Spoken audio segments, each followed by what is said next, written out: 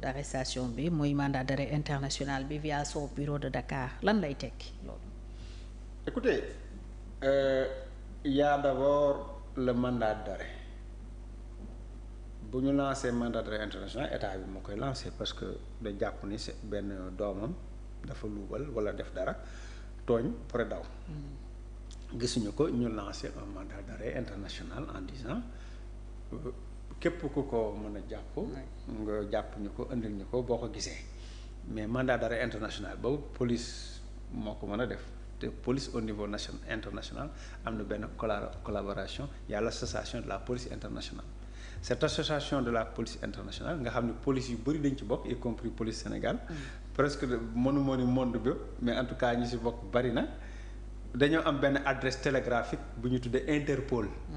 bu njëkk xam nga télégramme moo xewoon ak yooyu télégraphe ak yooyu moo xewoon mu tuddee ko adresse télégraphique Interpol nga xam ne seen code la de collaboration. léegi nag bu ñu lancé benn signal rouge demande la de collaboration pour l'arrestation de la personne. Signal rouge boobu ñu lancé en plus de mandat d'arrêt da nga def benn signal rouge. boo lancé signal rouge bi mooy yéen policiers yi ñu collaborer ci monde bi partout dans le monde jàppale mu diw moomu parce que dafa nekk sous le mandat de léegi nag yow nooy def yow da ngay dénoncer doo dénoncer mandat d'arrêt international bi da ngay dénoncer signal boobu au niveau du siège de Interpol mu ngi Lyon. waaw boo leen nga def benn genre bu ñu tuddee CCF benn genre demande la d'annulation du signal rouge. léegi nag ñoom li mu tekki mooy liy libération informée. moo tekki ni léegi signal boobu nangu nañ ko. Interpol nangu na signal bi. d'accord signal bi état sénégalais lancé. la justice sénégalaise waaw d'accord genre accusé de réception quoi comme quoi mën nañ ko arrêter. d'accord mën nañ ko arrêter waxuma dañ koy arrêter rek. d'accord waaw mën nañ ko arrêter. ok waaw léegi comme ñu ne la rek ton dossier est recevable. ok waaw léegi maanaam nangu nañ ko que le gars peut être arrêté. d'accord mën nañ ko arrêter léegi nag est-ce que dañ ko arrêter ça c'est autre chose parce que loolu beneen niveau. Bataille la xam nga maa la ko doon wax keroog. parce que Madiambal il a dit dinaa ñibbisi tout ça mais bon. avant l'exécution du mandat loolu la waxoon parce que moom xam na ce qui se passe xam na nu muy demee.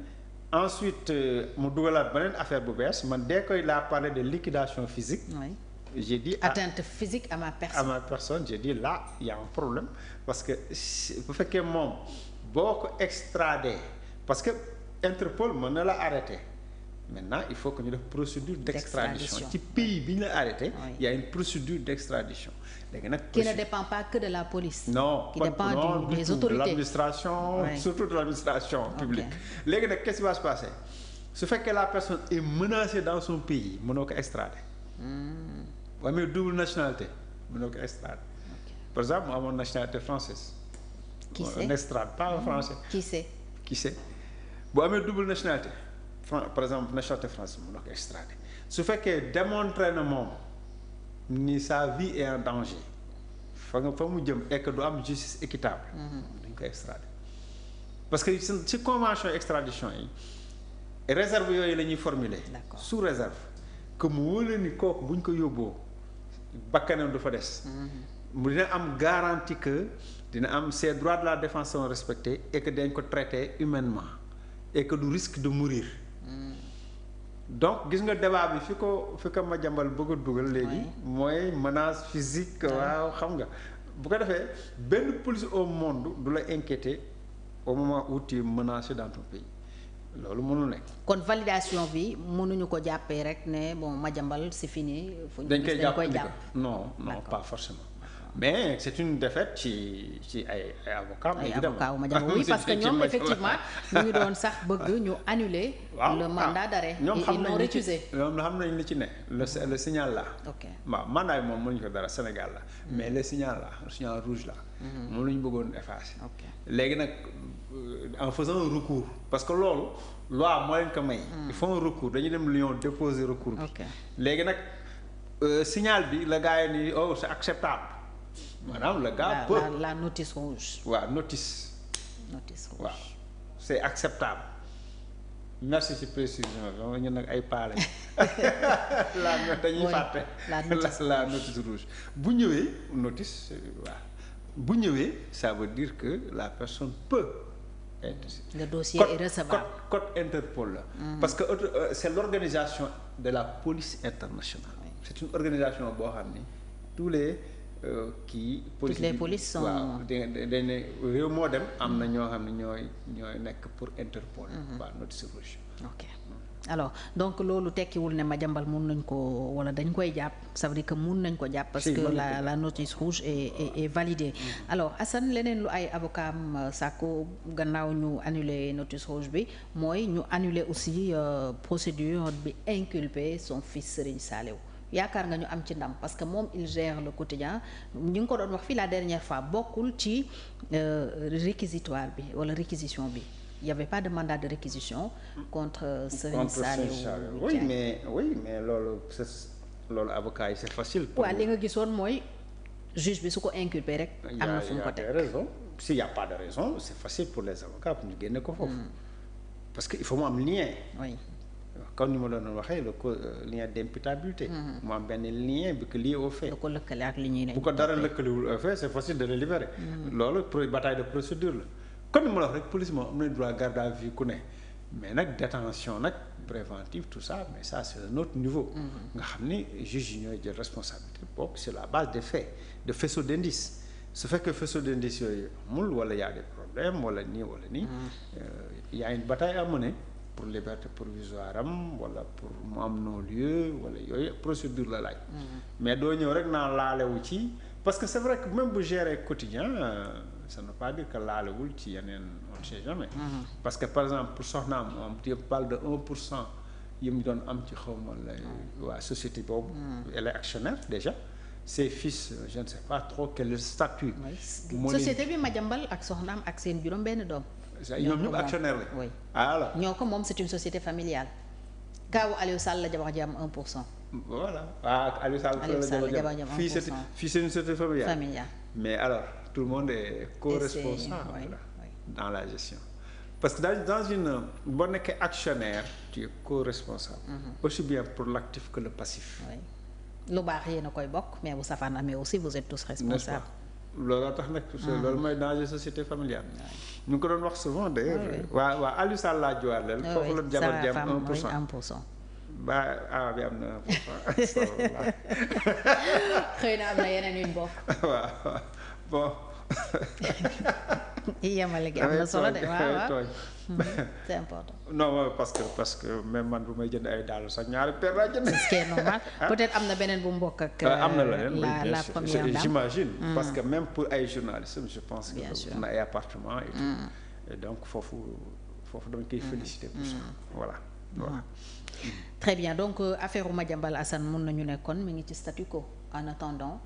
non mu ngi évoluer évidemment parce que ñu ngi ci bataille. bon moom la concernant. waaw moom la concernant ñëwagul xamuñu boo xam ne dina ñëw ou pas xamuñu boo xam ne dañ ko arrêté ou pas oui loolu mooy statu quo bi. c'est-à-dire que jusqu'à présent y a rien.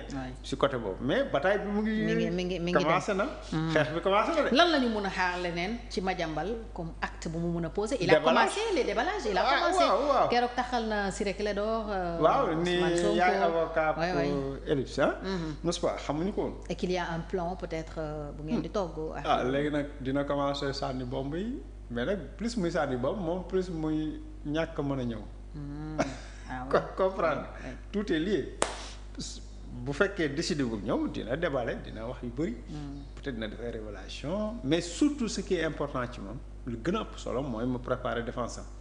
je pense que quel que soit alpha loolu moom vraiment mooy priorité préparer défense am défense mën a setal sa famille ñu génn ci li ñu nekk moom aussi mu mën a génn ci li mu nekk pour le reste nag bataille politique la moom mosu see ñàkk nekk.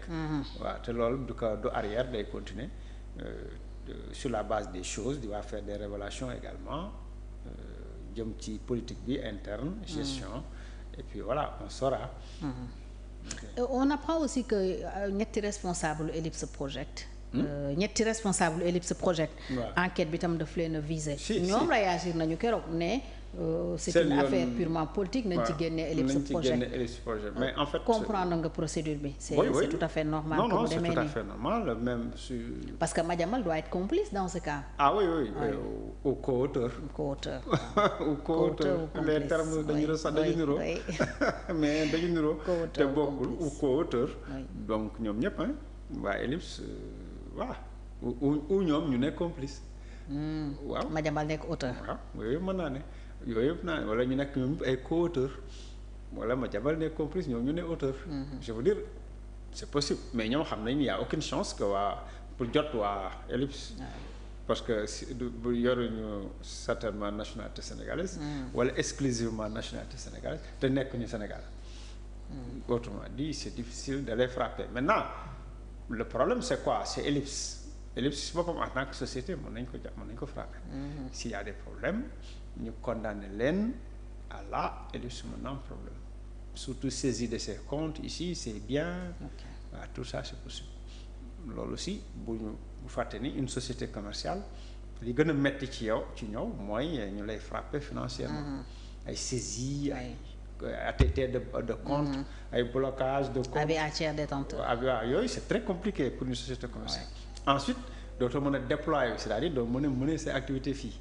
vous voyez un peu là ça devient compliqué donc évidemment neexul ci ñoom également situation la boo xam ne c'est compliqué aussi. li Madiambal wax ne am na audience entre le patron de Ellipse maître Ciré Clédor mi seen avocat nekk en même temps avocat Ousmane Sonko ak le PM lui-même lan la mun a indi comme ay suspicion peut-être ci. aaronaay maroota rek.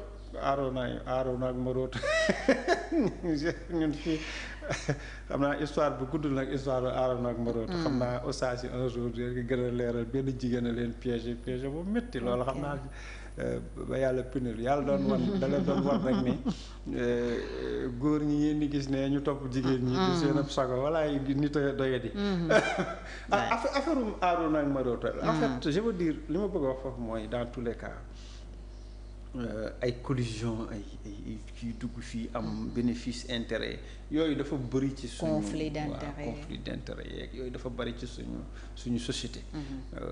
moo tax souvent damay wax ni soit booy leeral soit nga bàyyi wala nga leeral lépp kenn mënul leeral lii bàyyi lii xam lan la jéem a tenter ak la loi d'amnistie la. di def naan ay loi interprétative ak lu nañu dugg ci loolu mooy damaa bëgg a leeral lii. bàyyi mënta ne leeral nañ wala nga dem toog ne jàpp sa jàpp. alors tey kan moo war a leeral lan. ñoom ñëpp ñun on doit savoir képp ku ci laal on doit savoir muy Ellipse ak Madiambal ak képp ku mën di doon on doit savoir war na leer nañ ci juge bi leer ci ñëpp waruñu cibler rek une personne parce que politiquement exposé. Concurrent la wujj la ñu indi coow li jubale ko alors que peut-être ci suuf am na ñoo xam ne peut-être am nañ aussi responsabilité ci nii ak nii ak nii. à partir de ce moment-là ñooñu aussi. dañu war a engager seen responsabilité.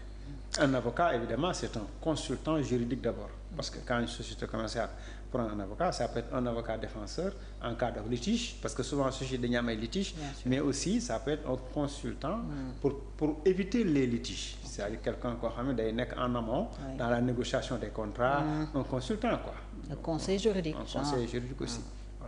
ok alors Assane ñu jàll ci beneen actualité boo xam ni daanaka week-end bi ba tey moom la ñu nekkee muy notation wu Sénégal bi Moody's wàccee jëlee ñu B3 yóbbu ñu ci CAA1 ak perspective négative bor bi yegg 119% du PIB.